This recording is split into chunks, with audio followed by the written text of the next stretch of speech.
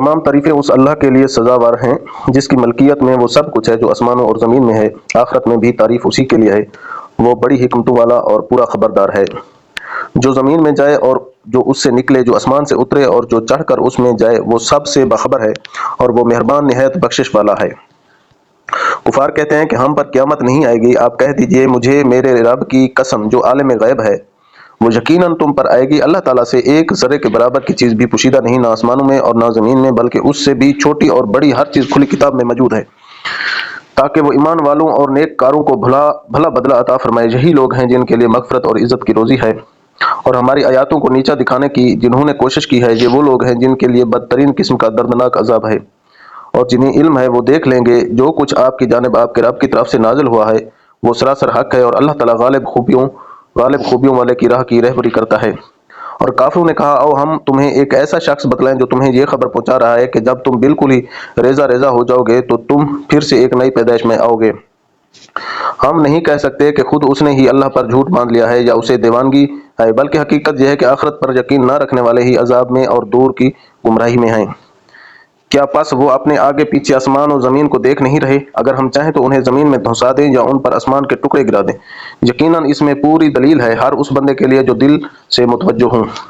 اور ہم نے داؤد پر اپنا فضل کیا اے پہاڑوں، اور ہم نے داؤد پر اپنا فضل کیا اے پہاڑوں، اس کے ساتھ رغبت سے تسبیح پڑھا کرو، اور پرندوں کو بھی یہی حکم ہے، اور ہم نے اس کے لیے لوہا نرم کر دیا کہ تو پوری ذرے بنا اور جوڑوں میں اندازہ رکھ، تم سب نیک کام کیا کرو، یقین مانو کہ میں تمہارے اعمال دیکھ رہا ہوں۔ اور ہم نے سلیمان کے لیے ہوا کو مسخر کر دیا کہ صبح کی منزل اس کی مہینہ بھر کی ہوتی تھی اور شام کی منزل بھی، اور ہم نے ان کے لیے تانبے کا چشمہ بہا دیا، اور اس کے رب کے حکم سے بعض جنات اس کی محتاطی میں اس کے سامنے کام کرتے تھے، اور ان میں سے جو بھی ہمارے حکم سے سرتابی کرے ہم اسے بھڑکتی ہوئی آگ کے عذاب کا مزہ چکھائیں گے۔ جو کچھ سلیمان چاہتے وہ جنات تیار کر دیتے، مثلاً قلعے اور مجسمے اور حوضوں کے برابر لگن اور چولہوں پر جمی ہوئی مضبوط دیگیں۔ اے آل داؤد اس کے شکریہ میں نیک عمل کرو، میرے بندوں میں سے شکر گزار بندے کم ہی ہوتے ہیں۔